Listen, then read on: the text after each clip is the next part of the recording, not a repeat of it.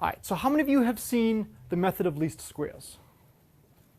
Okay, how many of you have seen a proof as to why it works? Okay.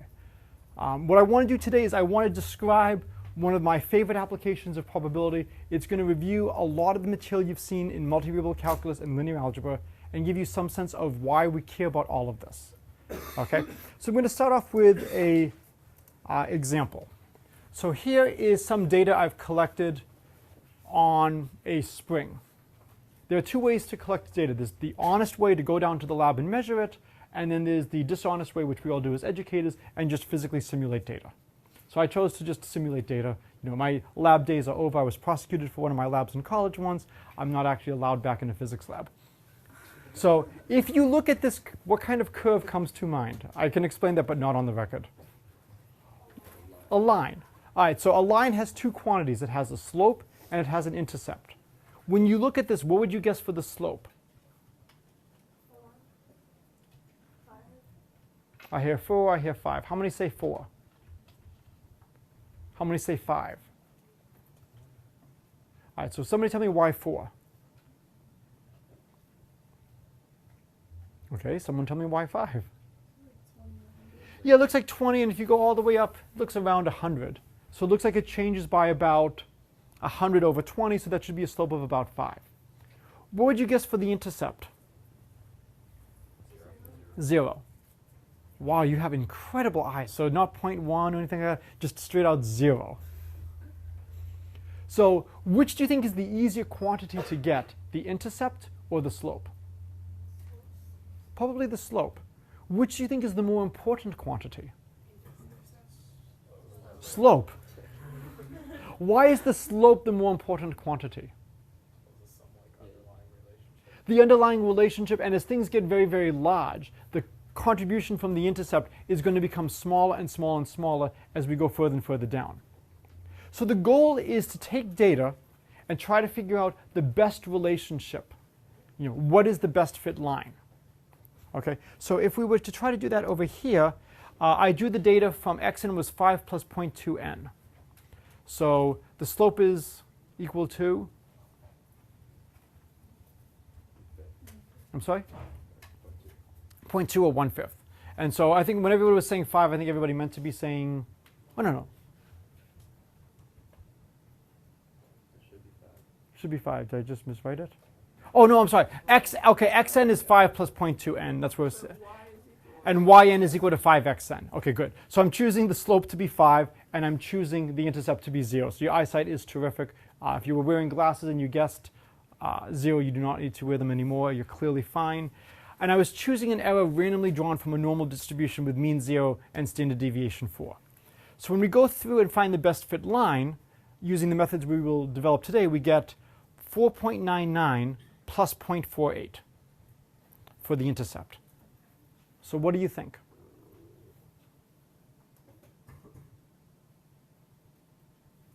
Does this method do a good job? I'm sorry?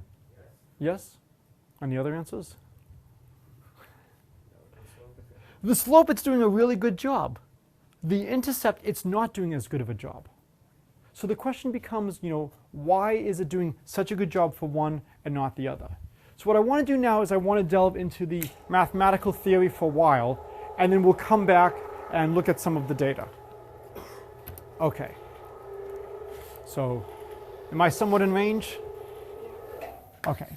So method of least squares. One of the big themes in the class is always trying to figure out what is the correct quantity to study. I can think of at least 3 ways to measure error. So what we're going to have is we have the observed value, yi, and we have the predicted value, axi plus b. And we want to measure how close the prediction is to the observed value. Can somebody give me a really simple way to measure error? I don't care if it's bad. Simplest way to measure error. The difference. So we will call this E1, and it's going to be a function of a and b. And it'll be a sum, I goes from 1 to n, of yi minus axi plus b. And I will use square brackets to indicate that this is not a signed quantity. So can somebody give me a positive of this? Something nice about this. It's easy. Okay, now let's trash it. And you should say something nice first before you become very negative. What is horrible about this method? Yes? I'm sorry? Not necessarily. Because, for instance, maybe our data is not given by a line, maybe it's a quadratic, and so it could be bad. It has plus and minus error terms. Errors could cancel. If you wanted to find the best fit line between these 2 points, if you chose this line, you would actually have a total error of 0. I don't even want to get into what a total negative error would mean. You can get your error down to negative infinity. All right, so in the words of Monty Python, this one is right out. Okay, we will not study this one anymore. What is the simplest tweak we could make to this? I'm sorry? That will be the next simplest tweak. So we'll put that down here as E3. I goes from 1 to n of yi minus axi plus b squared. I claim that there's something easier than squaring. Absolute value. So that'll be the sum, I goes from 1 to n of the absolute value of yi minus axi plus b. So there's a real fight between the two of these as to which one we should enjoy, love, support, whatever. Can somebody say something nice about 2?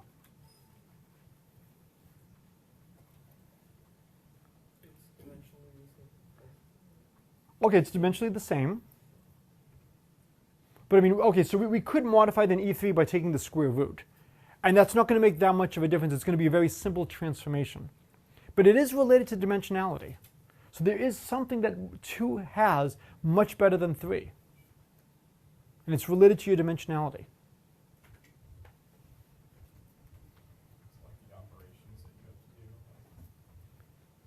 I mean, I would say absolute values in squaring, for me, are not so bad. You know, this is 21st century. Is it linear? What do you mean by linear? Adding and subtracting values. You're getting closer. Each error is like scaled linearly. Each error is scaled linearly. If I have 4 errors of size 1 versus 3 perfect values and 1 error of size 4, the 1 error of size 4 is now going to contribute 16 here. 4 errors of size 1, each one of them would contribute 1 here. What this does is this magnifies errors. And it really fights against having any data point bad. So, imagine, I'm, achoo! Clearly something is wrong with this one data point. I sneezed. It's not so hard to do when you have all this chalk dust here as I'm going on the board. If I use the method of least squares, that's the error with the squares, that's the E3, this one data point is going to contribute significantly. Because even though my line through everything else would be really good, this is going to pull it down so much. And because I'm squaring the error, I'm giving it a lot more weight. So the problem is this weights errors more. So this is a selling point for 2 over 3. Can anybody give me a selling point of 3 over 2? You can't use calculus. You can't use calculus. So the standard example of a function which is continuous but not differentiable is the absolute value function. So absolute value of x is not differentiable. So can use calculus. Given that you've spent all these years learning calculus, it would be nice to use it for something. Where else have we seen advantages of calculus over non-calculus in this course? Continuous versus discrete. That when we're trying to do closed form expressions, it's much easier typically to integrate than to just do sums. Where else? Finding minimum and maximum. Newton's method just destroyed divide and conquer in terms of convergence. So I like to say, if I'm hiring somebody, I want them to use E2. And if I'm hired, I want to use E3. So this one is much easier to use, but it does have disadvantages. And at the end of the day, we'll go back and we'll look at the data and we'll see if we try to find the best fit line using E2 and E3, there will be differences between them. Why would we use E3 if E2 does better?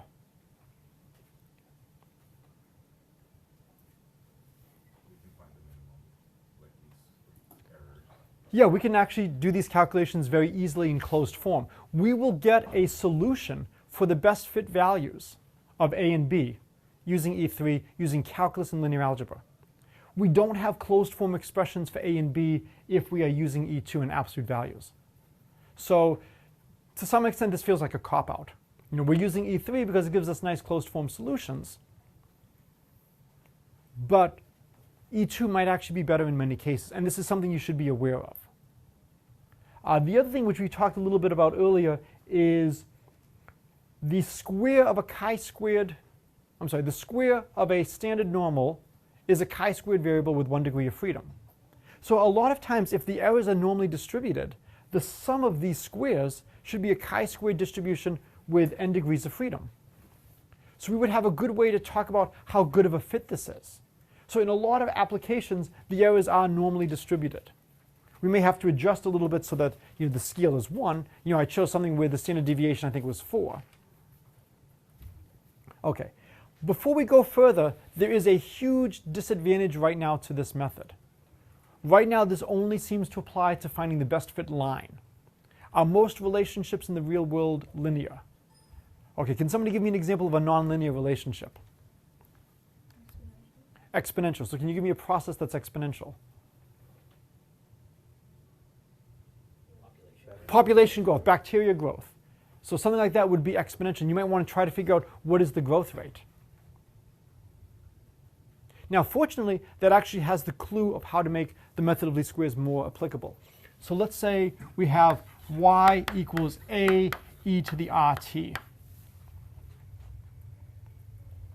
So this is a nonlinear relationship. I can't use the method of least squares. I have to have a line. We can change variables. What should we do to both sides? Logs, right? Whenever we have a product, we should be immediately thinking logarithms. We have a product here. So if we take logs, we get the log of y is the log of a plus the log of e to the rt, which becomes rt. Right? So we would get y tilde equals rt plus, we'll call it a tilde. And there is a linear relationship. So a lot of times you can start off with a relationship that is not linear and change variables and get a linear relationship and then apply the method of least squares. Right now, how many of you have taken advanced statistics? Okay, I hope within a year the number of hands raised goes up. So if you take advanced statistics, will you be just regressing on just one quantity? You'll often have lots of different things that you'll be looking at. It turns out we can do it with more than just axi plus b. We could look at y equals a1 f1 of x plus a2 f2 of x plus dot dot dot plus am fm of x. We do not need the relationship to be linear in the x's. We need it to be linear in the unknown parameters. So need linear only in parameters. In many of the cases, it will be linear in the unknown. But what I'm going to show you would follow in greater generality. By looking at just ax plus b, by using the best fit line, I only have to use a 2 by 2 matrix.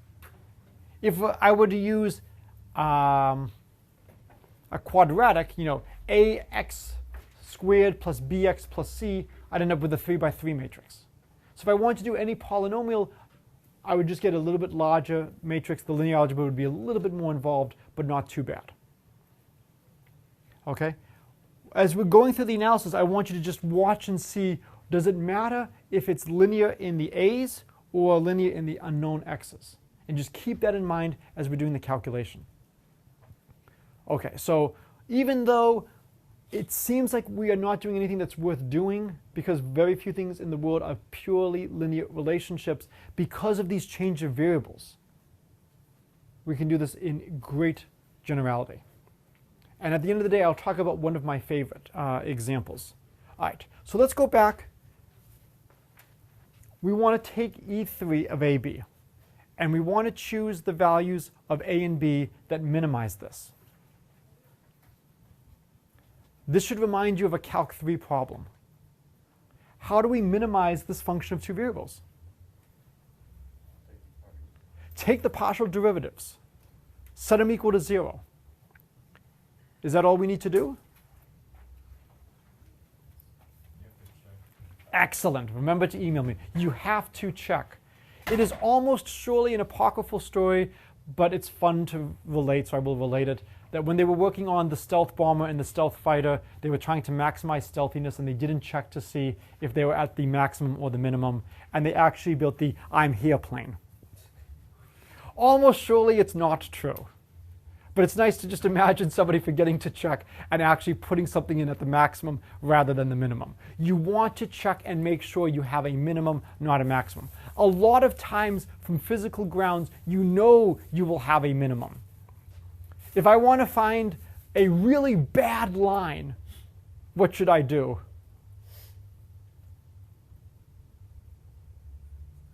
I'm sorry? Right, so how can I make the errors as high as possible? What should I do to A and B?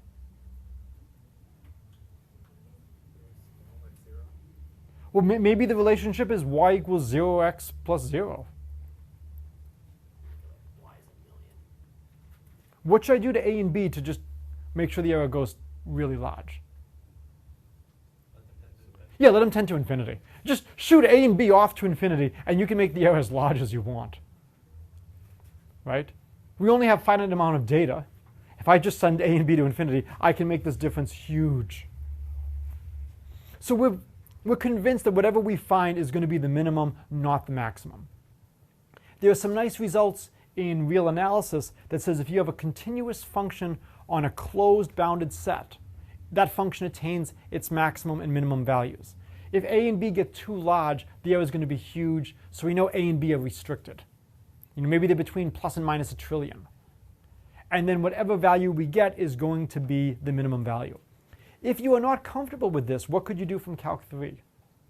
You could calculate the... Anybody remember what it's called? Somebody want to say it? Not the discriminant.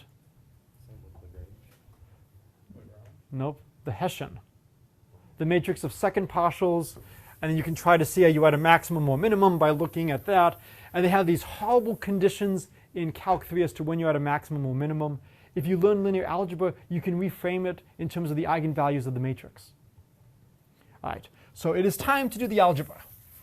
Please watch, I will almost surely make mistakes. So minimum when the gradient of E3 of AB is 0, 0. Okay, so what we want to do, am I in focus? All right, so we want to calculate the derivative of E3 with respect to A. All right, so we want to take the derivative of the sum, so it's going to be the sum, I goes from 1 to n, of 2 yi minus axi minus b. And now I have to take the derivative of this piece with respect to A. What's the derivative of this piece with respect to A? Negative xi. And notice that this expression here is linear in A and B. Is it linear in the x's? No, but that doesn't matter. It's linear in the unknowns A and B's. In the class linear algebra, what's the most important word? Linear. It's the linear relations we can understand and solve. We can solve them very nicely through matrices. We're trying to find A and B. The x's are given. This is the opposite of what you're used to, where the x is the unknown and the a's and b's are given. The x's are known. We want to find the unknowns A and B. We have linear relationships between the A and B's. We expect to be able to do this. So we can, I'll do it slowly. We have dE3 dB is going to be a sum I goes from 1 to n of 2 yi minus axi minus b. And now when we take the derivative with respect to b, what do we get? -1. And that should equal 0. Okay, so we're making progress. So now, how should we handle this? Well, we can do some simplifications with the algebra. The first is we can cancel out the 2's. That's going to make no difference. And now what we want to do is we want to arrange things appropriately. The minus signs, can we get rid of the minus signs? Yeah, because they're all equal to 0. And so what we'll have is we'll have the sum of xi, yi, and then we bring this over to the other side, will be the sum of axi squared plus the sum of bxi. So we get the sum of axi squared plus the sum of bxi is the sum of xi yi. And the next one will be the sum of xi plus the sum of b times 1 is the sum of yi. So we get these relations. This looks a lot like a matrix equation. So I want to write this now as a matrix. So I can write this as some matrix times AB is some vector. So I'll have the sum of xi squared, the sum of xi, the sum of xi, and then the sum of 1. And over here it'll be the sum of xi, yi, and the sum of yi. And all the sums are from 1 to n. So all sums from 1 to n, and it's y equals ax plus b. Whenever you're doing something like this, you want to check and see, have you made an algebra mistake? What checks can we do? We can do a unit check. What unit should we give x?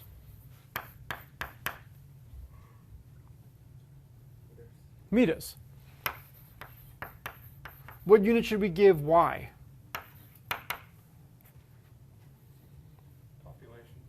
Population? Okay, so if we do population, then y will be unitless. I like actually having things with dimensions, because then I can try to see how things propagate. You could probably do population, but so you could do seconds? Okay. Well, if x is in meters and y is in seconds, what unit must a be in? Seconds per meters, inverse speeds. Okay. And what must be the unit of b? I'm sorry? Not seconds. Seconds per meter. Right? Because y and b have to have the same units. Y is seconds. Oh, y is seconds. Oh, if y is seconds. Oh, I'm sorry. Yes, then you're right. B is just seconds. Okay. So let's check and see, does this make sense? If we look at these relationships over here, xi squared is going to be meters squared times seconds per meter. So the units of this would be meter seconds, meter seconds, meter seconds. If you look down over here, we'll have a is seconds per meter times meter. This will be seconds times seconds, seconds. So the units match. So units match. Does this prove we've made no mistake? Sadly, no. But it's at least evidence that we are probably on the right track. It's very easy to make algebraic mistakes. All right, so we have this matrix equation. You should have learned how to solve this in linear algebra. So how do you solve this?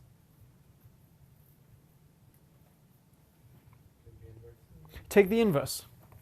So I do not care what the answer is, so I will just write AB equals our matrix inverse acting on the sum of xi, yi, and then the sum of yi. And here's a closed form solution.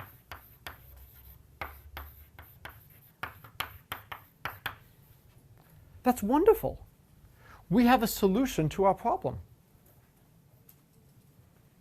As long as it's invertible. As long as it's invertible. Oh dear. Is it possible that this matrix could be non-invertible? You have like multi-collinearity. So fortunately, this is being recorded, so I have to watch my language. There's only one way this matrix will not be invertible.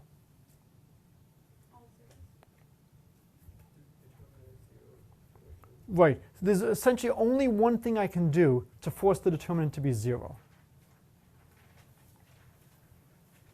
Yes. Let all the sums be 1. Not, well, not quite. Or more generally, have all the xi's equal. If all the xi's are the same, then you will get a determinant of 0.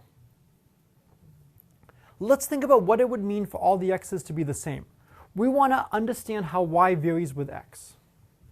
We believe that y has a linear relationship with x. And we only observe one value of x. From observing what happens at one value of x, we want to deduce how y varies with x without varying x.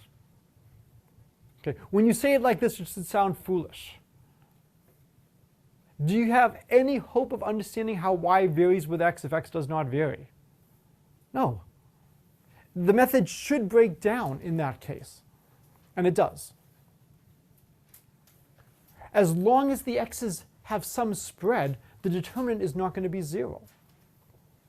There's actually a result from probability that will help us here and prove that the determinant is not 0. Anybody know what we use?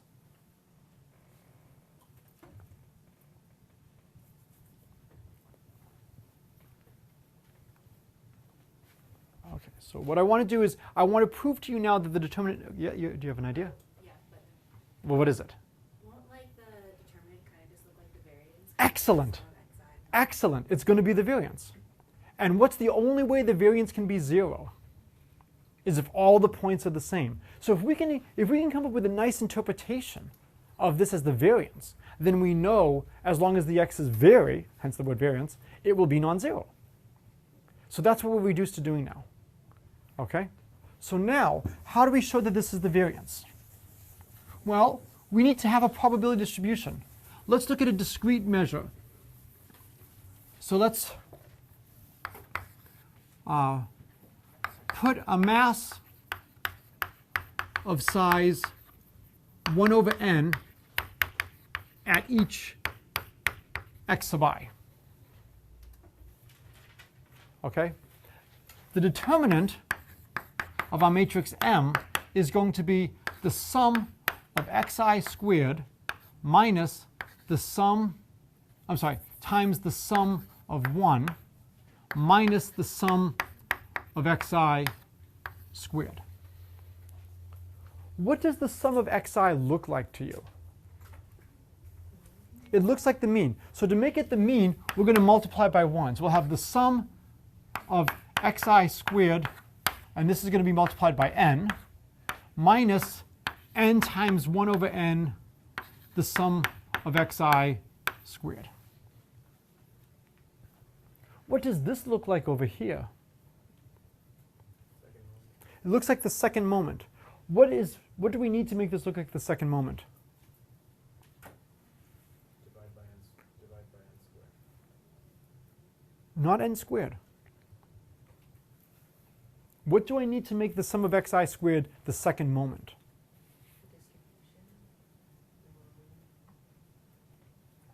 Don't we need to divide the whole thing by n squared? Just by n, because each xi has a mass of 1 over n. So if I want to calculate the second moment, it would be xi squared times the probability I take that on.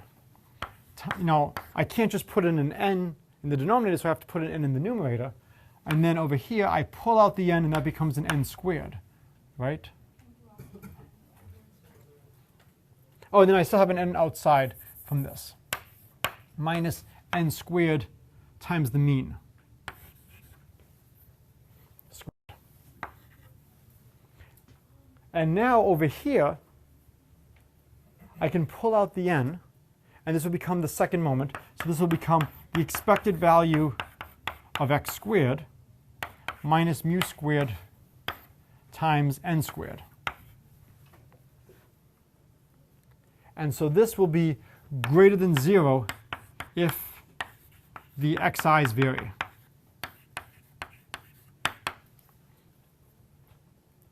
So this is a nice interplay between linear algebra and our probability.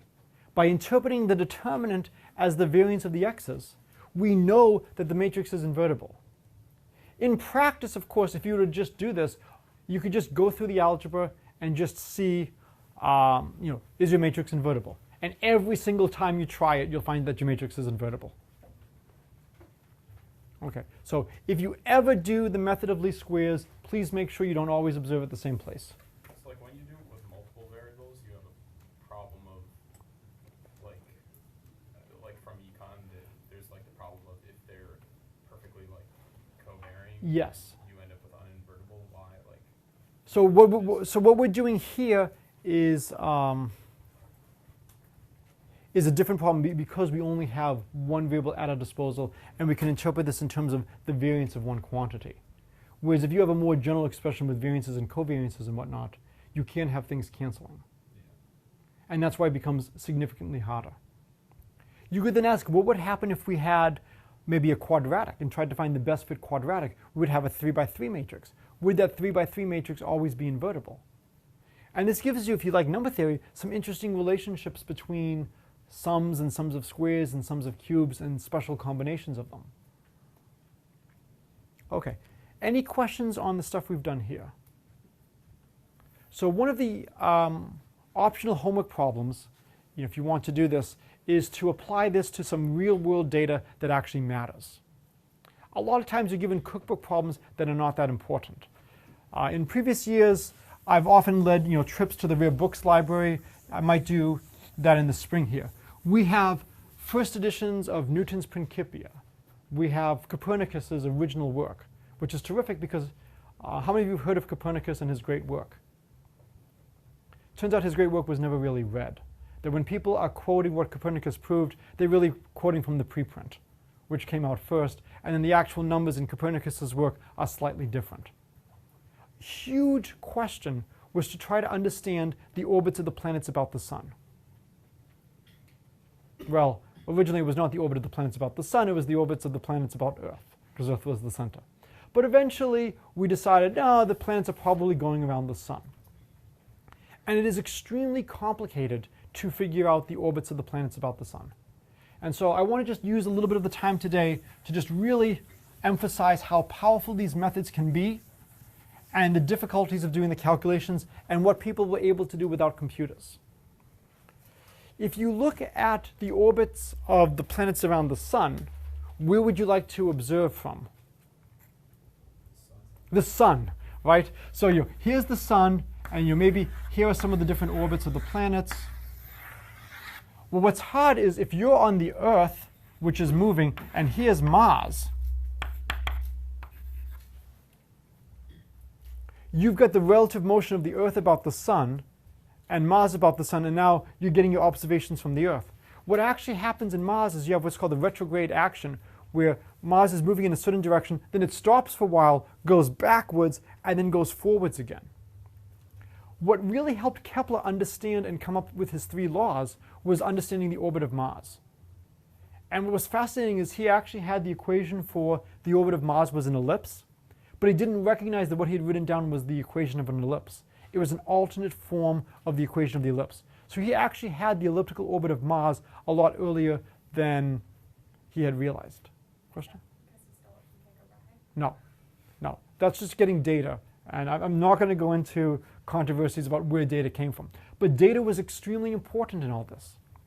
And so Kepler has 3 laws of planetary motion. And these 3 laws were what led Newton to the law of universal gravitation. Does anybody know the laws of motion for planets?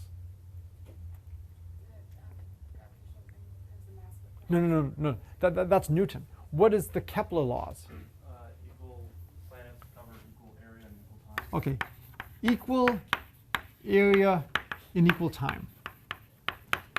Is that the second law or the first law? Second, maybe? I think that's the second. I'm not positive. And what that basically says is if you look at the Earth, and let's say in 1 month it sweeps out this amount, it moves to here. And then later in Earth's orbit, it's over here, and 1 month later it's over here, then the area of these two will be the same. That planets sweep out equal areas in equal time. And then this is from the center, not from the sun. The sun is at one of the foci. The first law is its elliptical orbits.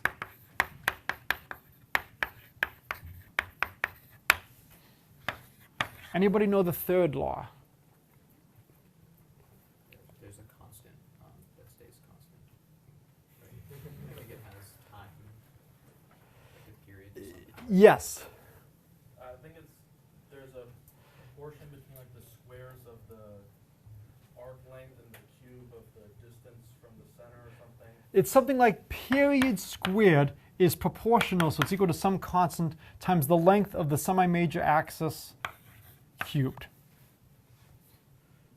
You know, good luck finding these without calculators, without grad students, you know, trying to figure out what is the relationship. Okay? Now, when we're trying to understand this, this is very difficult. We could, of course, rewrite this as, you know, t is equal to c tilde, some new constant, d to the 3/2. And when we write it like this, notice how many free parameters are there in this relationship.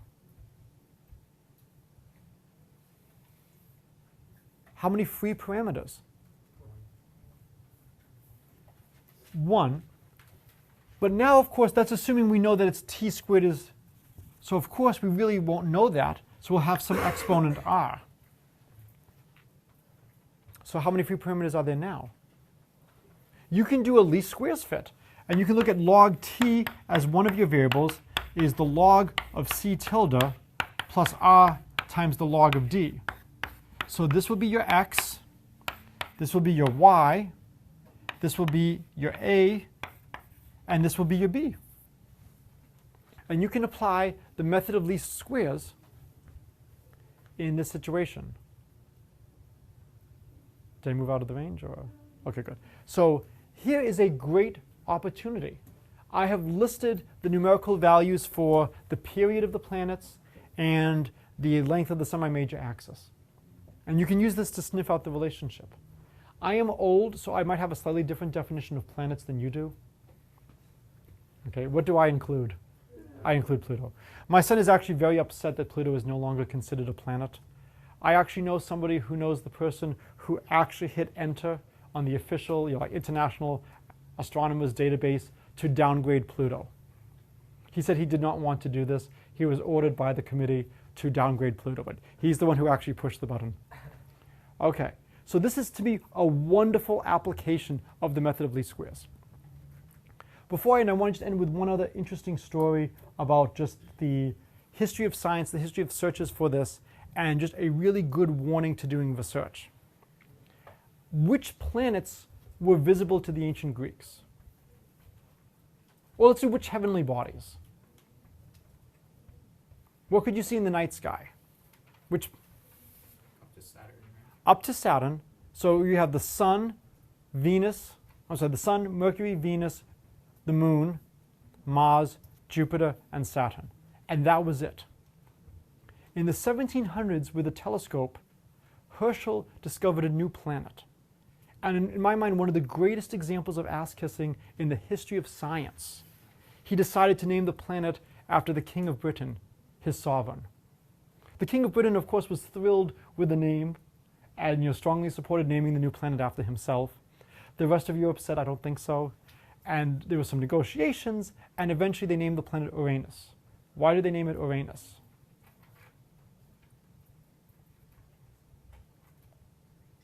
Greek, right. So I think it was Saturn was Jupiter's father, Uranus was Saturn's father. And that was it for a while. And then in the 1800s, Newton's law of gravity was no longer working perfectly. The orbits of some of the planets, like Uranus, were not where they should be. So what do you do if the law of gravity is not working? Do you junk Newton's law? That's a possibility. Yes. The gravitational constant. You could try to change the gravitational constant, but It was working so well for so long. Why is it not working now? There's another planet. Maybe there's another planet. And if the other planet was very far away from the sun, it would only affect greatly Uranus. It would have much smaller effects on everything else. So there were two different groups that were trying to predict where this planet was. Leverrier in France and Adams in England. And unfortunately, Adams could not convince the observatories to point their telescopes where he predicted the planet should be.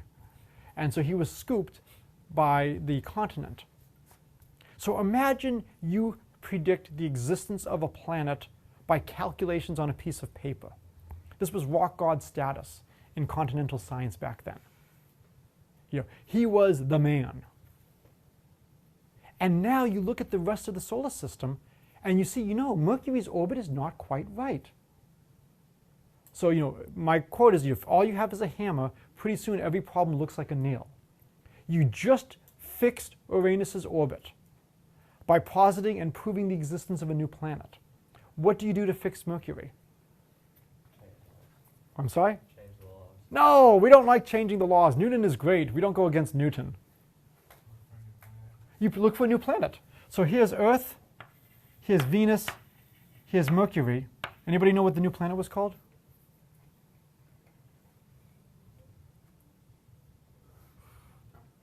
What's the new planet called? Vulcan. Anybody have any idea why they called the new planet Vulcan?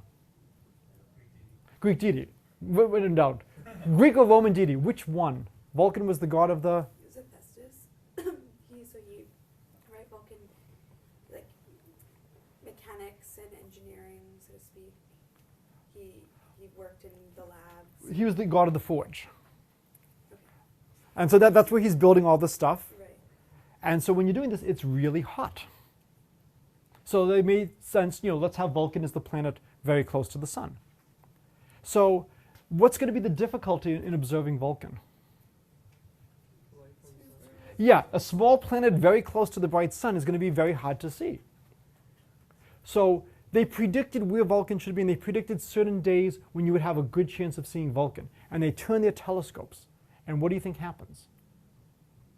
They didn't see it. So how many people say nobody saw it? It's not nobody saw it. And that's why I want to tell the story. Most people didn't see it. Some people saw it. And this is the danger. You're looking right into the sun. It's a very difficult observation. There's observer bias. This guy has just predicted Neptune. He's got a beautiful explanation. It's natural to suspect, well, maybe there is a planet. Yeah, that dot is probably the planet. And this is a very dangerous thing. And I'm going to send you a great story by Isaac Asimov on this, the planet that wasn't, about how easy it is to be influenced by your internal biases.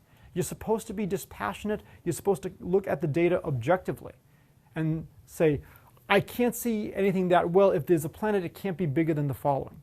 And as time passed and the telescopes got better, they could decrease the size of the possible planet to the point where at most it's a small little meteor and it's not going to be enough to affect the orbit. So anybody know what we actually did in the end to fix the orbit? Einstein. And so this is why it's really good not to just throw away data. So in the end, it was Einstein's theory of general relativity. E equals mc squared. The field, the gravitational field, actually carries energy. Okay, so what I want to do is, we've got a couple of minutes left. I want to go through just some more of the data. So it's not showing it. It's not showing it. All right, let's try again. All right, it's showing it now. Okay, so here is the data we had. Our value of b is significantly off. If we use the absolute value instead of using the method of least squares, we get the best fit value of a is 5.03, and the best fit value of v is less than 10 to the negative 10. So this should be a strong selling point for using absolute values. Okay, and that's the difference between the two methods. All right, so what I want to do is I want to end, we've got about 5 minutes left with some different examples. So this is Zipf's law. So the 25 most populous cities, I think I got this maybe around 2012. Where do you think I got it from? Yeah, probably from Wikipedia. And so you're looking at the distribution of their populations. And so here's a plot of the rank of the city versus the population. And whenever you have data, you often want to figure out what's the best way to look at it. For a lot of relationships, if they don't start off linear, you can make them linear by doing what? By taking logs. And so what I'm doing first is now I'm plotting the rank versus the log of the population. And now I'm plotting the log of the rank versus the log of the population. That's not bad for a straight line. Here's a plot of the 100 most populous cities. And again, when we do a log-log plot, you see a really nice relationship. Here's a plot of rank versus occurrences and word counts. So it depends which book you want to use. Are you talking about spoken English? Are you talking about written English? Are you talking about Shakespearean English? I sent you some Mathematica code to actually cull words from texts. And this is looking at how often we have different words. Here's the log of the rank versus the log of the occurrence. And again, you see a beautiful straight line fit. All right, so we have about 2 minutes left.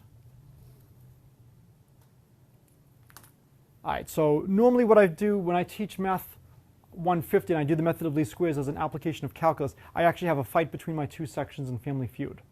And to see which class can guess more of the 10 most populous words according to the site I have. I will play you guys. It's going to be very easy for me to steal because I have the list right in front of me.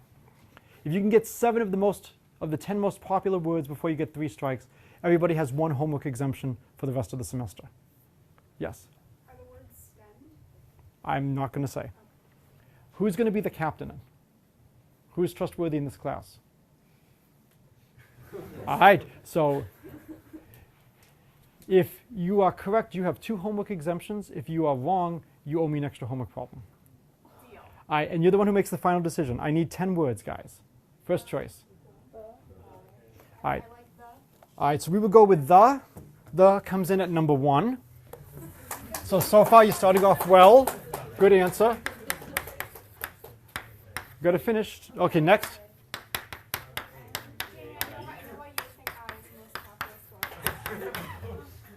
I need answers. A and I hear those. Are we good?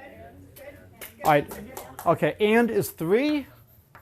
A is 4. Okay, how about and? No. Okay, how about they? Is. Are you going with is? Good answer. 7. We've not guessed how about they? 2.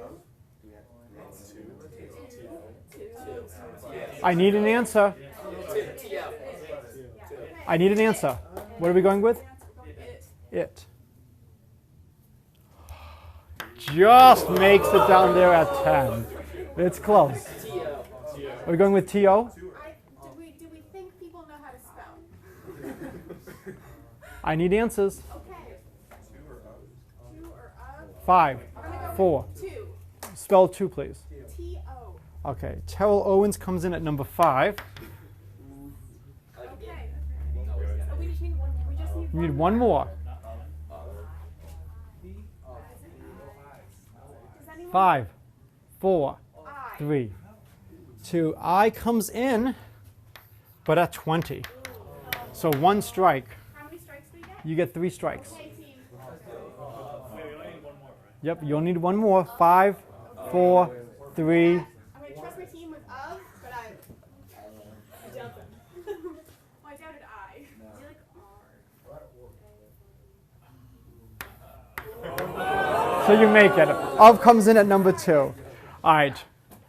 So the other ones, number 6 was in. Number 8 was you. Number 9 was that. So who was saying they? They was 19. Where was Barry? Which one? Barry. Very. Where was Has? I'm not even seeing very. Is this a list for America or for the whole bag? I'm not sure. I'm not seeing very. Because they're like interesting cultural. Oh, absolutely. And that's one of the things that's so much fun about this.